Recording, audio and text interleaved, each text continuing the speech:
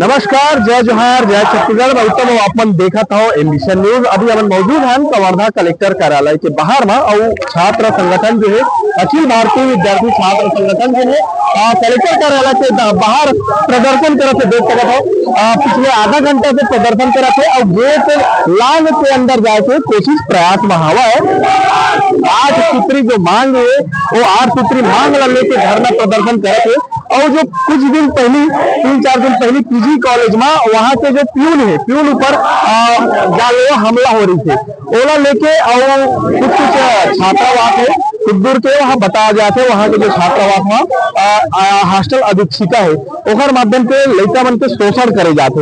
और जानबो छात्र संगठन के सदस्य मन आए हवा ऊपर के जानबो का कुछ मामला ला लेके यहाँ प्रदर्शन करते हैं। क्या मामला ला लेके यहाँ प्रदर्शन करते हैं? जिले के हम शैक्षणिक विषय को लेकर प्रदर्शन कर रहे हैं। घटना होती है जो एक अधीक्षिका द्वारा से पीटा जाता है। कौन सा अधीक्षक है, कौन कहाँ पीजी कॉलेज का क्या मामला है? पीजी कॉलेज में पिछले 2 वर्ष पहले करोड़ों का गबन होता है। उस करोड़ों गबन की रिकवरी अभी तक होती नहीं है, नहीं वहाँ कार्यक्रम होता नहीं, कल्चरल एक्टिविटी विद्यार्थियों का पैसा रहता है उसके बाद भी कोई कार्रवाई नहीं। एक चपरासी को बस अंदर किया जाता है। उस मामले से जुड़े कई लोग रहते हैं, उसके ऊपर भी कार्रवाई नहीं। और भी आप जुड़े उनसे भी बात करेंगे, जानेंगे क्या गज्जू आप बताएं। आप छात्र संगठन को लीड कर रहे हैं जी, क्या कुछ मामला है और क्या मामला को लेकर यहाँ धरना प्रदर्शन किया जा रहा है कि भाजपा के शासन सत्ता में अखिल भारतीय विद्यार्थी परिषद को धरना प्रदर्शन देना पड़ रहा है? ये दुर्भाग्य की बात है। क्या कहना चाहते हैं डिप्टी सीएम का गृह जिला?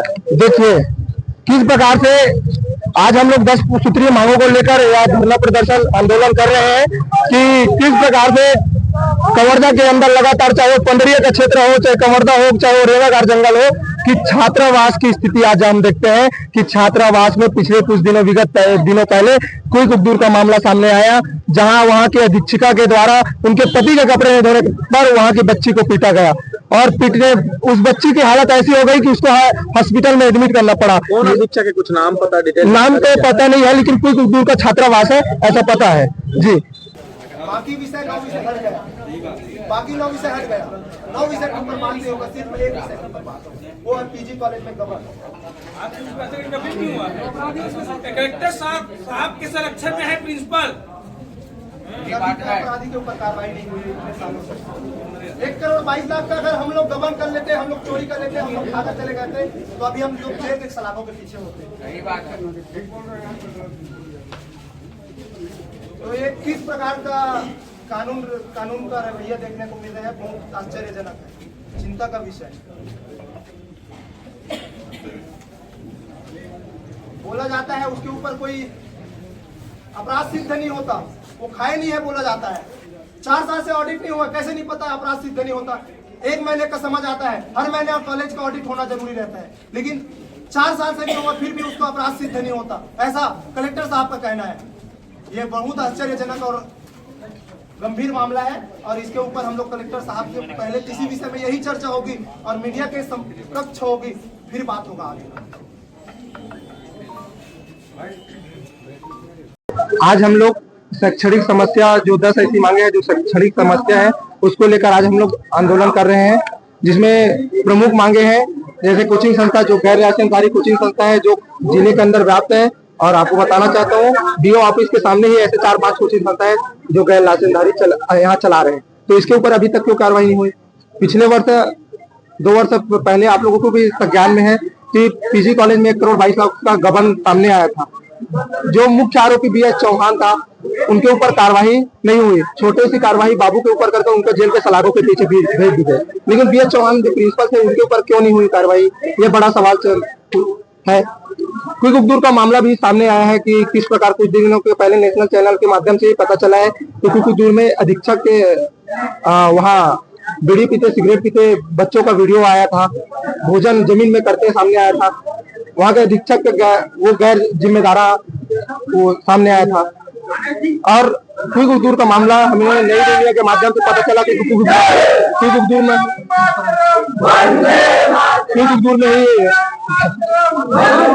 बच्ची के साथ कपड़े नहीं काट क्विक में ही किस प्रकार से बच्ची को कपड़े न धोने पर अधीक्षक का अपने पति का अधीक्षिका द्वारा उनके पति का कपड़े नहीं धोने पर मारा गया और मारने के बाद उस बच्ची का स्थिति ऐसे हुआ कि उसे हॉस्पिटल में भर्ती करना पड़ गया। तो ये बड़ा प्रश्न चिन्ह है कि किस प्रकार के एक साल के अंदर संवर्धन में शैक्षणिक समस्याएं आ रहे हैं सामने, जो विद्यार्थियों को इससे बहुत बड़े सवाल है। एक विषय और छूट गया है कि कुछ दिन पहले पीजी कॉलेज में कोई बाहरी व्यक्तियों के द्वारा आकर वहां के बाबू जो कमलेश जी थे उनके ऊपर प्राण घातक हमला किया गया और वो कार्रवाई अभी तक क्यों नहीं हुई शासन प्रशासन के द्वारा, ये भी शासन प्रशासन के ऊपर प्रश्न चिन्ह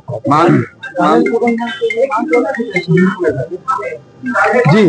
कॉलेज प्रशासन के से भी हम लोग मांग किए हैं, हमने एक लेटर छोड़ा है लेकिन अभी तक उसके ऊपर भी कोई कार्रवाई नहीं हुई है और कॉलेज प्रशासन ने इस विषय के ऊपर पुलिस अधीक्षक महोदय को एक लेटर दिया है, अभी तक उस पर कार्रवाई मांग पूरा नहीं हुआ तो क्या है आगे चरणबद्ध आंदोलन के लिए विद्यार्थी परिषद जानी जाती है। आधे उग्र प्रदर्शन होगा और इससे बड़ा प्रदर्शन देखने को मिलेगा। एबीवीपी के द्वारा अपने मांगों को रखा गया, कलेक्ट्रेट में ज्ञापन दिए गए, कलेक्टर साहब के माध्यम से उनके समस्याओं को सुना गया और एज सुन एज पॉसिबल उसका निराकरण किया। जो तत्कालीन वहाँ के प्रिंसिपल थे उनके खिलाफ जो कार्रवाई को लगातार मांग की जा रही है, ज्ञापन में दिया गया है और उच्च कार्यालय को अवगत कराया गया है। जो भी कार्रवाई होगी आपको सूचित किया जाएगा।